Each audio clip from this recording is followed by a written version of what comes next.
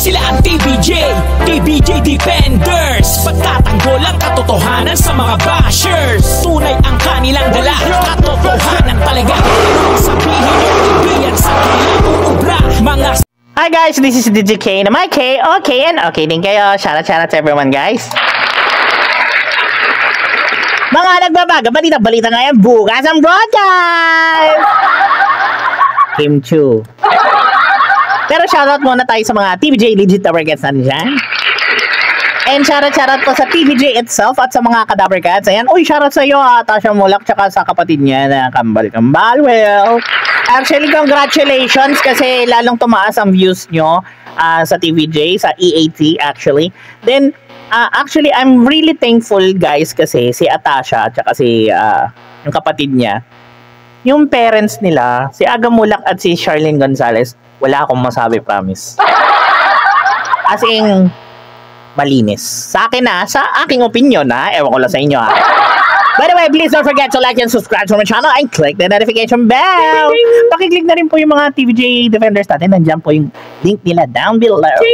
Nga pala guys, si Mamita Official po, panibagong reactionist natin. So, please do support her. Si Mamira Stato. And shoutout po sa mga ka-defenders ko dyan. Maraming salamat din po to share to, can you please share it to your family, friends, and loved ones din po tong video na to. So, eto na guys, magsisimula na tayo Masaya.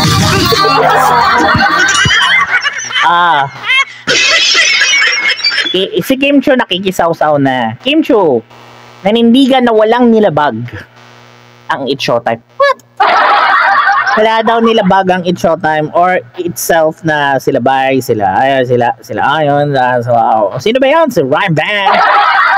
Come on guys. Common sense na lang po. Huwag na kayong dumagdag sa problema. Ikaw, Kim Chu, imbis na yung karir mo inaatupag mo, kung ano pa yung pinagagawa mo. Huwag ka na makisawsaw kasi nga, dami na nga nakisawsaw, tignan mo nangyari sa It's Showtime nga. Dadagdag ka pa, anong gusto mo? Ikaw din, ganun. Sabagay, ikaw may ginawa ka naman. I don't know, it's still under review yata with the MTRCB, but for me guys, eto si Kim Chu kasi, okay naman yan Ang problema lang dito, I don't know why. I don't know how, I don't know why. Diba? Nakakaya namin. Lalo na ang Showtime. Last 13 years na sila sa noontime show and wala namang problema na hindi. Wala daw problema.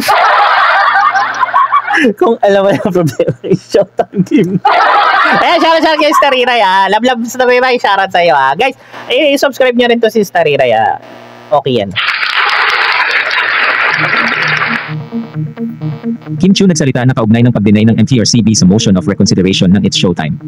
Tinanong si Chinita Princess ukol sa naging desisyon ng MTRCB sa kanilang noontime show na It's Showtime.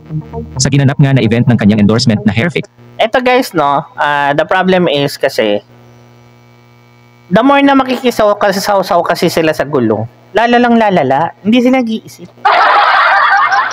Sabi nga nila, pag may mali, tanggapin mo. Kim Chu, gusto mo rin ba? Gusto mo rin magkamali? Alam mo, mas masarap yung nakakatulong tayo, good example tayo. Ikaw naman, common sense naman, bata yung kaharap Kaya nagkaroon ng ganon na senaryong penalty for It's Showtime. Kaya sila napasasan, common sense naman. It's not only us na matatanda or nasa stong edad. May mga bata kasi, come on. Baka ibalik kita sa Baka ibalik kita sa pag-aaral. Baka, mali mo, di ba? Maisip mo yung tama't mali. Hirap kasi pag napapadikit tayo sa mga madlang polpol. Ay sinabi ni Kim Chu na walang problema ang di nakakayanan ng It's Showtime. Narito ang buong pahayag ni Kim Chu. Nakakaya namin. Lalo na ang Showtime. Last 13 years na sila sa noontime show and wala namang problema na hindi nakakayanan dahil na rin, na-test of time na rin kami lahat. Actually, ang buong, lahat naman tayo na na-test tayo ng time and then may mga natututunan tayo and ang dami niyang pinagsasabi Hindi ko mag-get si Kim Chu anong pinaglalaban nito. Pinaglalaban niya ba yung ginawa niya o pinaglalaban niya talaga si Vice? Tsaka si yung dahil Friendster, ganun? Come on. Common sense. Pag nandyan na, tanggapin na lang. Bakit ba ang hilig nyo kasi wala namang mangyayari? Ano ba? Lahat ng tao pumupunta dyan. Pag nagkamali, we need to realize, we need to think, we need to say sorry. Come on, don't be fried chickens. Hirap sa Showtime kasi puro fried chicken. Forward natin yun, and we're just very grateful na ang dami sumusuporta sa Showtime. And then, yun po yung mahalaga. Thank you. Wala naman kami pakialam sa sumusuporta sa Showtime. I'm not being biased, no? Kasi fans nyo yan. Ano? Pero ito sige nga, sasabihin mo yung mga sumusuporta sa'yo nang babasta sa mga tao. Kim, pakisagot yan. Tanong ko lang sa'yo, is that right? Babasta sa inyo yung MTRCB? Oh, sige, do you agree in that kind of term? Tapos pagtatanggol mo yung Showtime, yes, kasi nandiyan ka nagigess ka, kasama mo sila. Pero Kim, common sense. You should know what's right from wrong. Kaya nga sila na-judge kasi wrong. Come on. Nakaka-high blood kayo Na-high blood nyo ako. Dami nyong pasakalye, ang dami nyong dahilan. Hindi na lang kayo mag-sorry. Bakit ang TVJ nagagawa nila automatically? Sorry. That's it, di ba? May penalty, may parusa, tanggap. That's it, di ba? Samantala si Kim Chiu pa lang ang It's Showtime host na nagsalita tungkol sa naging desisyon ng MTRCB sa It's Showtime. Ang main host ng naturang di nga. Pinagluloko niyo ba kami? Nung nakaraan nga, nung on processing pa nga yung mga nangyayari for, sa verdict nila, dami-dami ng pinagkukuda ng mga kasamahan na, sa Showtime, sila Jong, sila, nagbamarunong pa. What? Ano ba kayo? Nanonood ba kayo? Pinagluloko nyo na naman kami mga tao Kala nyo naman, mga maluloko nyo kami. Hello? Are you in the right minds? Come on, Showtime. Come on, madlang pa. Kaya kailalin na dadali ni Tita Messi din mga pinagagawa nyo kasi hindi na wala na sa ayos. Ang show na sina Bong, Jong, Ann at Vice Ganda ay tahimik pa sa usaping ito. Gayunpaman, dahil sa natural kayo ba naman na hindi i-deny?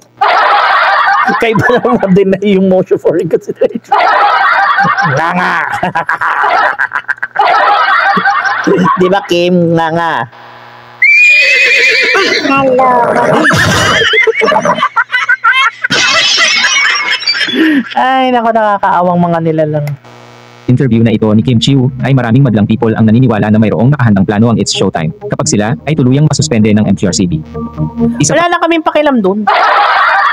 Basta na-suspended, that's it. Tapos 12 days, magbago kayo. Ayusin niyo yung mga mali nyo. Simple as that. Come on, guys. There's room for upgrades. Ay nagbahagi na noon si Direk John Wall ng larawan ng isang studio na ang ibig sabihin umano ay bagong studio ng It's Showtime. Sa kabilang banda ay hindi patukoy kung bukas na ang epektibo ang 12 araw na suspension ng It's Showtime. Kaya naman So, eto guys, sana po, panawagan ko lang kay Kim Chiu, Kim, sana you need to be balanced din, Pag alam mo ang kaibigan mo, kahit kaibigan mo yan, mali, pagsabihan mo, you can talk, you can but yung ganito, mapapasama ka, promise. Kasi, alam mo nang mali, pero nag-side ka pa rin, di mapapama ka, di sinisira mo lang yung pagkatao mo. In short, pinapakita mo sa tao that you cannot decide what's right from wrong also. Di nga. Anyways guys, sana po marami kayong natutunan at marami kayong mga aral. Please don't forget to like and subscribe to my channel and click the notification bell. Pakiclick na rin po yung mga TVJ Defenders natin dyan. And shoutout po kay Mamita Star Talk. By the way guys, sana po everything is okay with you. And shoutout po sa mga ka-TVJ legit na breakouts natin dyan. And sa mga nanonood po ng EAT. And congratulations sa EAT. Nangunguna lagi. Oh my God, sa mga ratings. Anyways guys, always be yourself, be kind, be original, be authentic, and lots of love. This is DGK na my K, okay, and okay din kayo. See ya on my next video and next LS. Bye! Masaya lahat.